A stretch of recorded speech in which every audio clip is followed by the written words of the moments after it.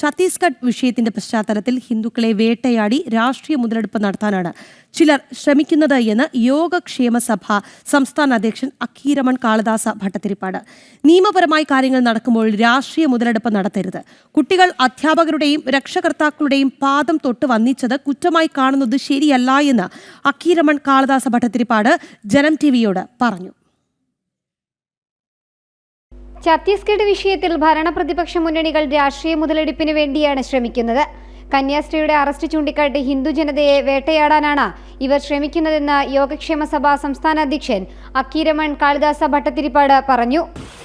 നമുക്കറിയാം, ഛത്തീസ്ഗഡിൽ നമ്മുടെ ക്രൈസ്തവ സഹോദരിമാർക്ക്, സിസ്റ്റർമാർക്കുണ്ടായ ദുരിതങ്ങളും ദുരന്തങ്ങളും അതിന് യഥാർത്ഥത്തിലുള്ള പരിഹാരം കണ്ടെത്തുക എന്നുള്ള ശ്രമങ്ങളാണല്ലോ നടന്നുകൊണ്ടിരിക്കുന്നത്.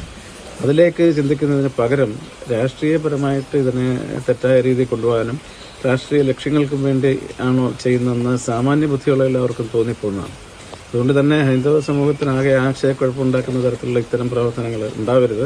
സംസ്കാരത്തോടെ കുട്ടികൾ വളരണമെന്ന രക്ഷകർത്താക്കളുടെ ആഗ്രഹത്തിന്റെ അടിസ്ഥാനത്തിൽ വിദ്യാർത്ഥികൾ അധ്യാപകരുടെയും രക്ഷിതാക്കളുടെയും പാദം തൊട്ട് വന്ദിച്ചപ്പോഴും ചിലർ വിവാദമാക്കാനാണ് ശ്രമിച്ചതെന്നും അക്കീരമൺ കാളിദാസ ഭട്ടതിരിപ്പാട് ജനം ടിവിയോട് പറഞ്ഞു. നമുക്കറിയാം, സ്കൂളിലെ കുട്ടികൾ അധ്യാപകരെ പൂജിക്കുന്ന കാണുമ്പോൾ അതിനൊക്കെ ഒരുപാട് ഉദ്ദേശങ്ങളാണ്. ആ കുട്ടികളുടെ നല്ല സംസ്കാരം ഉണ്ടാകാനും ചിന്തയുണ്ടാകാനും ഗുരുക്കന്മാരെ വന്ദിക്കാനും നമസ്കരിക്കാനും ഒക്കെയുള്ള അച്ഛനമ്മമാരെ വന്ദിക്കാനൊക്കെ ഉള്ളൊരു വലിയ സംസ്കാരത്തിനെ പഠിപ്പിക്കുന്ന ഏർപ്പാടാണ്.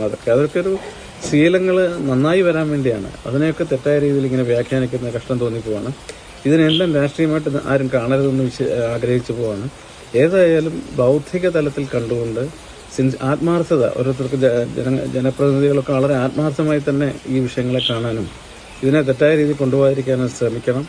അങ്ങനെ ക്രൈസ്തവരും ഹൈന്ദവരും തമ്മിലുള്ള ആ സ്നേഹബന്ധത്തെയൊക്കെ വെറുതെ ആവശ്യമില്ലാതെ ആശയക്കുഴപ്പം ഉണ്ടാക്കാനും രാഷ്ട്രീയ ലക്ഷ്യത്തിനു വേണ്ടി ഉപയോഗിക്കരുതെന്നാണ് ഞങ്ങളുടെ യോഗക്ഷേമ സഭയുടെ അധ്യക്ഷൻ എന്നുള്ള നിലയിൽ ഞങ്ങളുടെ വ്യക്തമായ നിലപാടും അഭിപ്രായവും. വരും ദിവസങ്ങളിൽ ഹിന്ദു സമൂഹത്തിനെതിരെ നടത്തുന്ന വ്യാജ പ്രചരണങ്ങൾക്കെതിരെ പ്രചരണ പരിപാടികൾ സംഘടിപ്പിക്കുമെന്നും അദ്ദേഹം കൂട്ടിച്ചേർത്തു. ജനം, തിരുവനന്തപുരം.